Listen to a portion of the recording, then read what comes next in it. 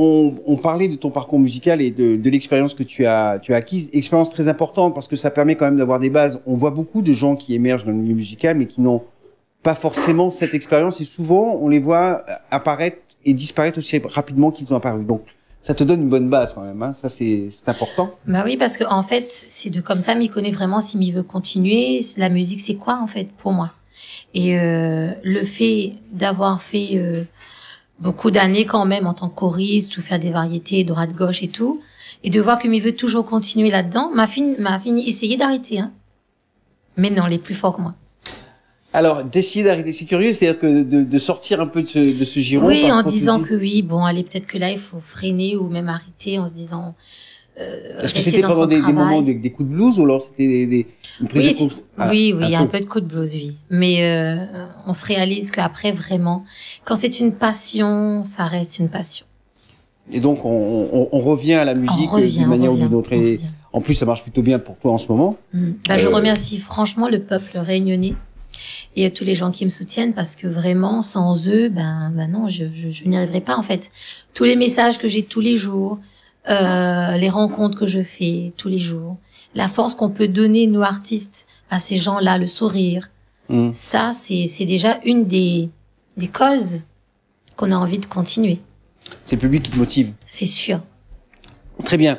L'expérience David Louisin est une expérience qui était finalement relativement longue puisque tu es resté plusieurs années avec dans le giron de David Louisin qui a toujours eu beaucoup d'artistes. J'ai fait choriste pendant 10 ans. Oui, parce qu'il est un musicien aussi. Et ensuite, quand Lila voulu donner à nous la chance, en fait, de pouvoir nous-mêmes chanter, de faire un album. Parce que, voilà, c'est ce que les disait toujours, hein, que ce soit moi ou Emmanuel Ivara, il fait un coucou.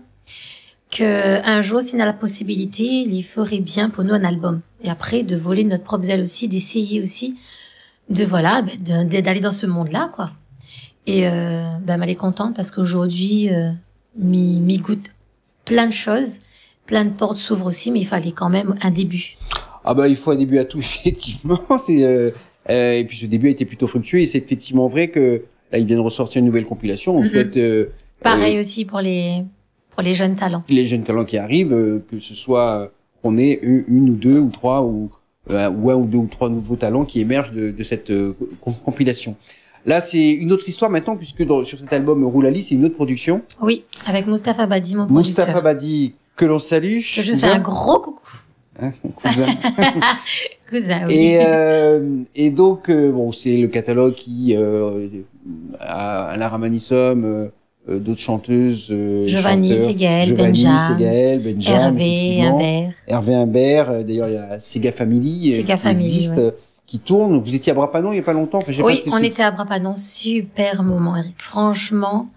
Et voilà, moi aussi pareil, on me découvre un petit peu les bienfaits de KDM, tels que le Sega Family, les lives avec Sakouyaz, qui aussi sont les musiciens généralement, souvent. Hein, c'est les musiciens qui accompagnent beaucoup Sega Family, mais ils accompagnent aussi beaucoup d'autres artistes. Effectivement. Et voilà quoi, l'album Roulali même de chez KDM, il permet ça a été enregistré à quel studio? À Maurice. À Maurice, tu es parti à Maurice pour enregistrer ça? Avec 4 jours. 4 jours. C'est Alain Ramanissom qui a fait les arrangements. D'accord. Voilà.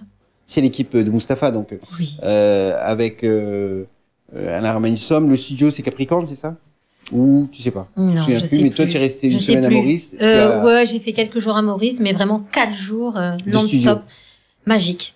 On n'a pas vu les 4 jours passer tellement c'était super. Ça doit être intense. C'est vrai que belle expérience.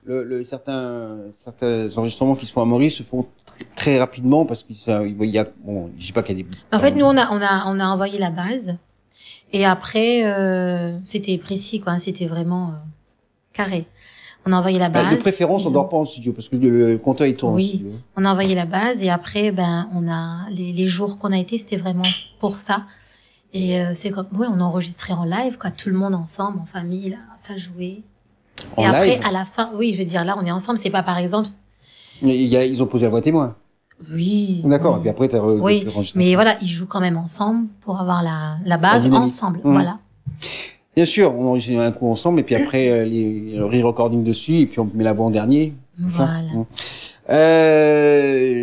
c'était pas ta première expérience en studio, mais c'est une expérience totalement différente d'avec des Oui, voilà, c'est vraiment deux expériences différentes, surtout mais qui est David bien travaille, surtout lui, il est multi-instrumentiste, comme ça se fait beaucoup, parce que pour des raisons économiques aussi, pas se leurrer.